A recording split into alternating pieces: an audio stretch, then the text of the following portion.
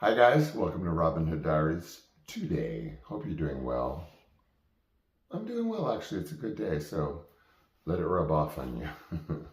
Okay, so as previewed tonight, Disco Boy at Flippers, and I'm going to give you plenty on Flippers. It's not going to just be showing Disco Boy, because we all know that from 76 to 79, Sean was like full tilt Disco Boy, right?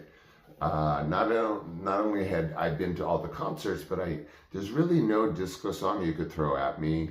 It would have to be so obscure, you guys, like some Sugar Hill printed nothing that I don't know not only the melody but the words to. That's how intense it was. Now, this went well into 79. This flip over to punk, bad boy Sean that I'll never live down, happened really quick. That Pretenders album came and that was it. So their first album. So I had my 13th birthday at Flippers. This place was unbelievable and there will never be anything like it. It was on television, I'll tell you about that.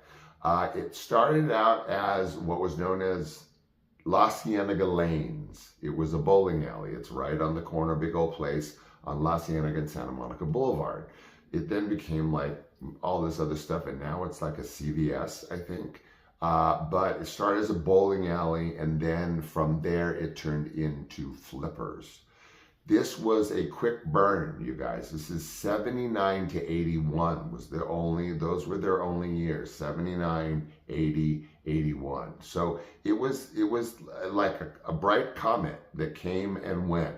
In Los Angeles, there was nothing like it in Los Angeles.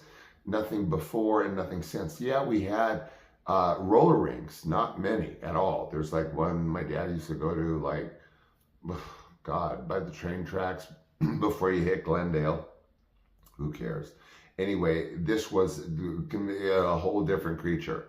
And I caught it like a lightning bolt. While it lasted. 79 was my year. 80 was, of course, also my year. But 79, now you could say disco, I won't keep you along with this. You could say disco peaked in 77, 78, but 79, it was really, really spinning wild. Just look at pictures of Studio 54.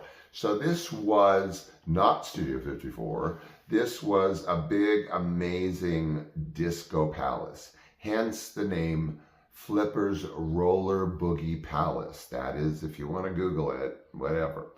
Actually, if you Google it, you're going to see a shit ton of pictures of celebrities, of all what seems like different lighting, which they switched up, but it was mostly, I was there from beginning to end. Well, yes, I'll tell you why.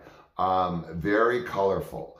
All those pictures that you see, like 90% of the published pictures that you see of Flippers, if it wasn't somebody's, I don't know, camera or whatever, are by one dude. He was the house photographer for Flippers. And so that's why you see so many when you Google it, so many big, wild, neon, bright, colorful pictures of the inside of Flippers, because that's what it was like.